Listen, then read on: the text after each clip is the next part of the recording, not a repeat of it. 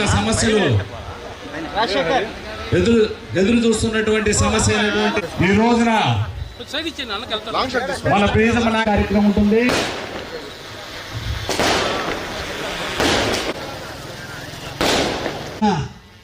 నిరుపయోగంగా ఉన్నటువంటి forest land అంతటిని కూడా డిఫారెస్ట్ చేసి ఆనాటి మార్కెట్ రేటు ప్రకారం అంకణం 7 రూపాయల నుంచి 5 రూపాయల నుంచి 7 రూపాయల రేటు నిర్ణయించి ఇక్కడ ఉన్నటువంటి గవర్నమెంట్ ఉద్యోగస్తులకి వివిధ రకాలైనటువంటి అందరికీ కూడా ఇక్కడ ఇళ్ల స్థలాలు ఇవ్వటం, విశాలమైన రోడ్లు ఏర్పాటు చేయటం అన్నీ జరిగి ఈరోజు కావలికి ఒక వెంగళరావు నగర్ అనేది ఒక ప్రతిష్టాత్మకంగా ఒక ప్రెస్టేజ్ అయినటువంటి కాలనీగా ఉంటున్నటువంటి తరుణంలో వచ్చినటువంటి ప్రభుత్వాలు, వచ్చినటువంటి పాలకులు ఈ ప్రాంతాన్ని కాలనీల రూపంలో అన్ని ప్రభుత్వ కార్యాలయాలు అన్నీ కూడా ఇక్కడ ఏర్పాటు చేసి ఈ కావలి ఒక మహానగరంగా ఎదిగే దాంట్లో ఎంతోమంది భూమికి పోషించారు.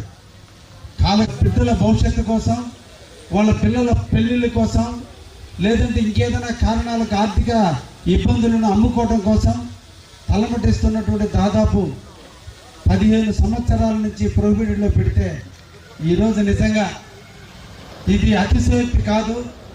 నిజంగా యంత్రాంగం బాగుంటే వ్యవస్థ బాగుంటుంది.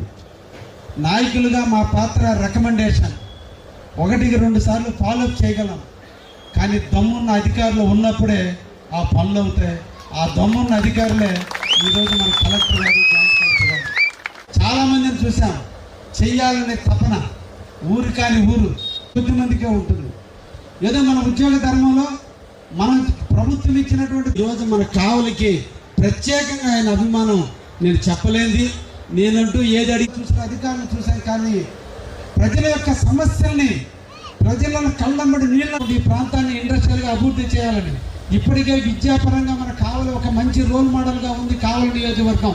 ఎందుకంటే కీర్తిశేషులు రామచంద్రారెడ్డి గారు పెట్టిన బీజం ఈరోజు ఇంత ఇంత అయినట్టు ఈరోజు విద్యాసేవ వ్యవస్థ కావలి బాగా ఉంది.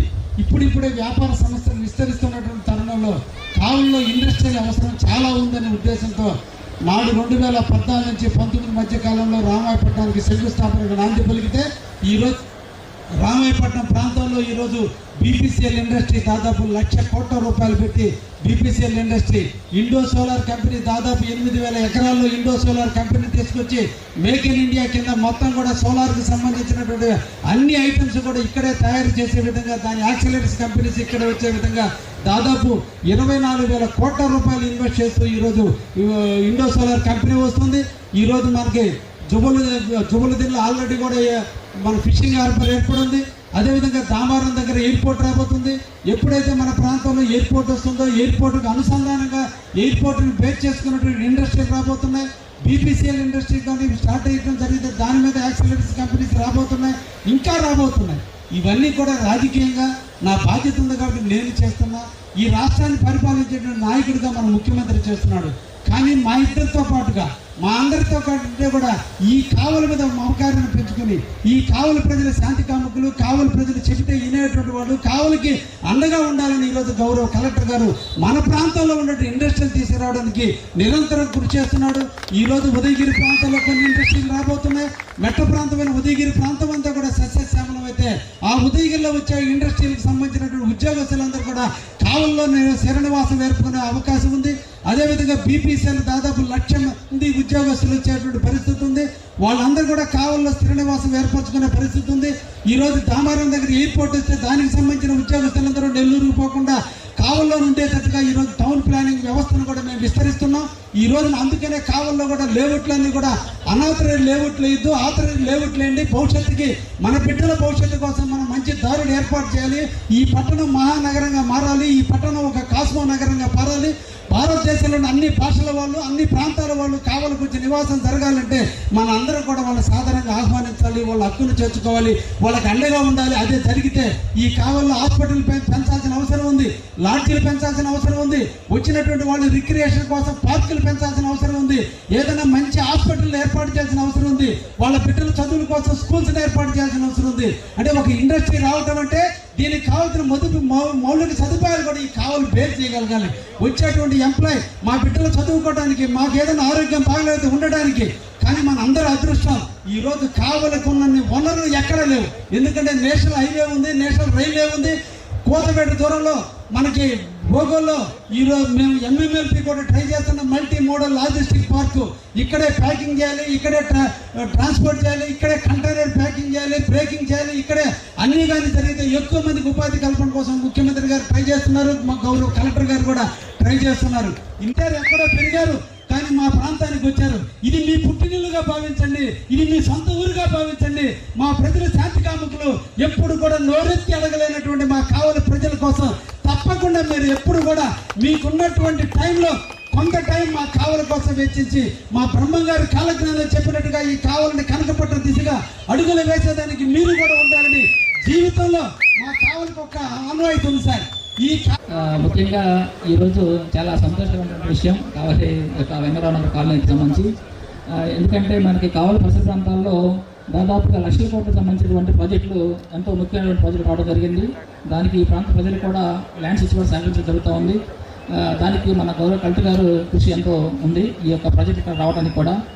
అదేవిధంగా మీకున్న సమస్యలకు ఏవైనా సరే మీకు అనుకూలంగా నిర్ణయాలు తీసుకొని మీ యొక్క అభిప్రాయాలకు అనుకూలంగా ఏవైతే మనం చేయడానికి అవకాశం ఉన్నాయి అన్ని కూడా చేసేదానికి కూడా సార్ ఎప్పుడు కూడా ముందుకుంటారు. సార్ ఎప్పుడు మాకు ప్రతిరోజు కూడా ఈ 20 days సంబంధించినటువంటి సమస్యల మీద రోజు కనీసం 25 నుంచి 30 ఫైల్స్ పెట్టమని చెప్పేసి మాకు ఆదేశం ఇవ్వడం జరిగింది. అందులో భాగంగా మనం ఈ యొక్క లాస్ట్ వీక్ నుంచే దాదాపుగా ఒక 100 ఫైల్స్ సార్ క్లియర్ చేసి ఉంటారు 20 days మంచి. అందులో భాగంగా ఈరోజు మనం వెంకటరామనగర్ కూడా ఈరోజు 75 ఇచ్చినటువంటి ఏదైతే 20 పెట్టారో దాదాపు 40 సంవత్సరాల తర్వాత ఇవ్వడం జరిగింది. దీని మీద ఎంతోమంది మాకు సంప్రదించడం జరిగింది. ఎందుకంటే వాళ్ళ పిల్లలకు సంబంధించి ఎడ్యుకేషన్ కానీ లోన్ తీసుకోవాలన్నా, ఏదన్నా బాగాలేకపోయినా అమ్ముకోవాలన్నా, హాస్పిటల్ ఏదన్నా ట్రీట్మెంట్ కావాలన్నా కూడా అవకాశం లేకుండా ఎంతోమంది ఇబ్బంది పడుతూ ఉన్నారు పిల్లలు కూడా. అలాంటి సమస్యను ప్రశ్నించేసి మీ అందరికీ కూడా ఆనందం కలిగినందుకు గౌరవ కలెక్టర్ కూడా ధన్యవాదాలు తెలియజేసుకుంటూ మీ యొక్క సహకారం ఉంటే ఏదైనా చేయగలమని చెప్పేసి మరోసారి తెలియజేసుకుంటూ సరే థ్యాంక్ యూ వెరీ మచ్. ఉత్తరాఖండ్లో మసూరి ప్రాంతంలో జరుగుతుంది. అక్కడ IASకి ఒక ట్రైనింగ్ సెంటర్ ఉంది. ఆ ట్రైనింగ్ సమయంలో IAS ఆఫీసర్ సెలెక్ట్ అయిన తర్వాత ఫీల్డ్కి వెళ్ళినప్పుడు ఎలా పని చేయాలి, ఎవరి కోసం పని చేయాలి, ఏం ఆలోచనతో పని చేయాలి అనేది చాలా క్లాసెస్ జరుగుతుంది. ఇలా ఒక క్లాస్లో ఒక సీనియర్ IAS ఆఫీసర్ వచ్చి ఒక మాట చెప్పారు.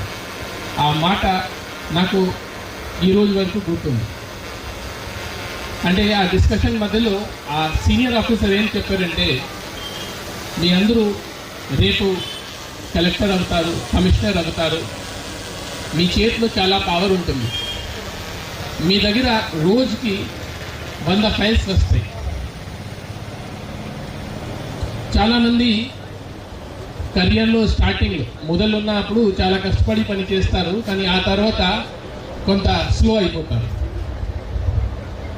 అది ఎప్పుడు కూడా జరగకూడదు. ఎందుకంటే మీ దగ్గర వచ్చిన ప్రతి ఫైల్ ఒక లైఫ్, ఒక జీవితం. ఎప్పుడు కూడా మీ దగ్గర ఫైల్ వచ్చినప్పుడు ఆ ఫైల్లో ఒక పర్సన్కి లైఫ్ ఉంది అలా ఆలోచించేసి ఆ ఫైల్ని చదవాలి. మీరు అప్రూవ్ చేస్తే లేకపోతే రిజెక్ట్ చేస్తే అతని లైఫ్లో చాలా మార్పు వచ్చిస్తుంది. సో ఎప్పుడు కూడా మీ చేతిలో ఉన్న పవర్ని ఆ ప్రజలకి మేలు జరగాలి, బాగా జరగాలి, ఆ ఆలోచనతో వాళ్ళ పని జరగాలి అనేది ఆలోచనతో ఆ ఫైల్ని చూసుకోవాలి. ఈరోజు ఈ వెంగళరామనగర్లో రావడం, ఈ ఫైల్ క్లియర్ చేయడం నాకు లైఫ్లో ఎప్పుడు కూడా నేను మర్చిపోను. ఎందుకంటే ఒక ఫైల్లోనే ఈరోజు 2000 ఫ్యామిలీస్ లైఫ్ ఉంది. ఒక సంతకంతో 2000 ఫ్యామిలీస్ కుటుంబాల్లో నేను ఏదో చిన్న హ్యాపీనెస్ తీసుకుని రాగలిగాను. సో మామూలుగా కలెక్టర్గా ఎలా ఉంటుంది అంటే, మీరు బాగా పని చేస్తున్నారా లేదా అనేది ఎలా ఉంటుంది, రాత్రి మంచి నిద్ర రావాలి. ఈరోజు నాకు మంచి నిద్ర వస్తుంది, ఎందుకంటే ఈరోజు ఒక మంచి పని. ఇక్కడ నేను చెప్పాల్సింది అంటే, ఈరోజు మంచి పేరు నాకు వచ్చింది, కానీ కృషి మన ఎమ్మెల్యే గారు. మామూలుగా నా దగ్గర కలెక్టర్ దగ్గర చాలా మంది వస్తారు, టైం అడుగుతారు, కానీ పర్సనల్ పని కోసం అడుగుతారు. సార్ మాకు ఒక రోడ్ ఇచ్చేసేయండి, మాకు ఇది ఇచ్చేసేయండి, అది ఇచ్చేసేయండి. గత వారంలో ఎమ్మెల్యే గారు సార్ ఒక చాలా ఇంపార్టెంట్ పని ఉంది, మీరు 10 minutes నాకు ఇస్తే మీకు పర్సనల్గా వచ్చి బ్రీఫ్ చేస్తాను. ఏముంది ఎమ్మెల్యే గారు?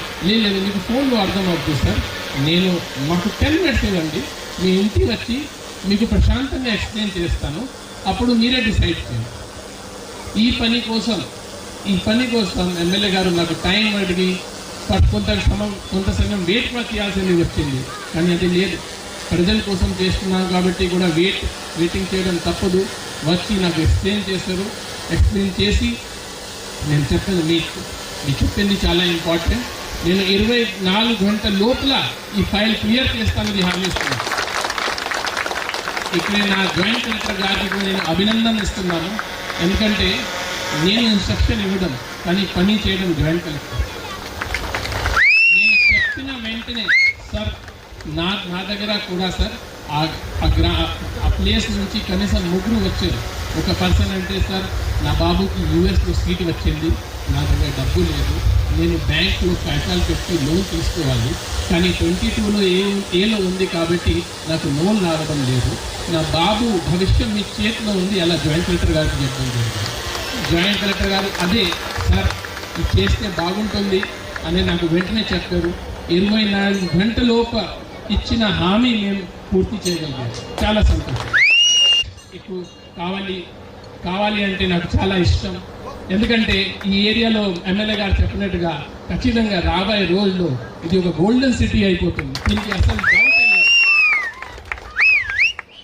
మిగతా మన ఆంధ్రప్రదేశ్ రాష్ట్రంలో కొన్ని 2-3 సిటీలోనే బాగా అభివృద్ధి జరుగుతున్నాయి, అన్ని చోట్ల జరుగుతున్నాయి, కానీ 2-3 చోట్ల చాలా నెక్స్ట్ లెవెల్ అభివృద్ధి జరుగుతున్నాయి, వైజాగ్ కానీ తిరుపతి కానీ దానికంటే నాకు పర్సనల్ అభిప్రాయం అంటే కావాలి వాళ్ళకంటే కూడా బెటర్ చేస్తుంది రాబోతుంది. కావాలిలో ఎప్పుడు లేని విధంగా అభివృద్ధి జరుగుతుంది. బయట నుంచి పబ్లిక్ వచ్చి మాకు కావాలిలో కొంత 5 సెంట్ భూమి దొరికితే చాలు అనేది ఆలోచించేస్తున్నాం. ఎన్ని మేము కనిపిస్తూ వాళ్ళు చేసుకో ఎక్కువ సార్ ఇలా తీయండి ఫోటో. రాజా ఇట్లా వాళ్ళ కెమెరామెన్ వెంకటరావు నగర్ వాసులు దిగమ్మ విముక్తి కలిగించిన ధన్యుడా మీకు ధన్యవాదాలు. కావలి శాసనసభ్యులు గారు శ్రీ దొరపాటి వెంకటకృష్ణారెడ్డి గారు మన కలెక్టర్ మనిషి సుత్తా గారిని సన్మానిస్తాము. అందరూ కూడా మీ కర్తాల గొడవలతో అభినందించాల్సిందిగా కోరుతా ఉన్నాం.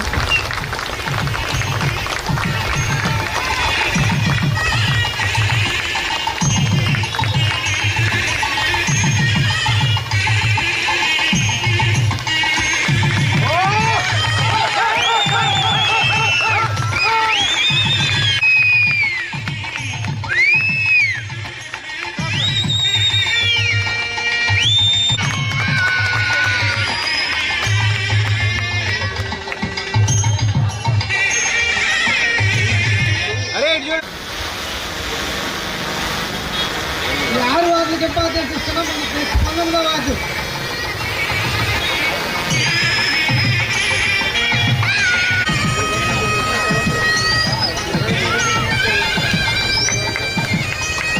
ఏలూరు జగన్ గారు సన్మానిస్తా ఉన్నారు. 19వ వార్డు అయిపోయినాడు. కింద రండి, 19 కింద రండి దయచేసి.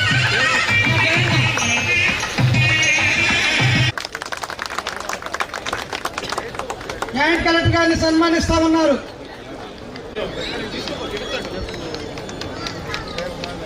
సార్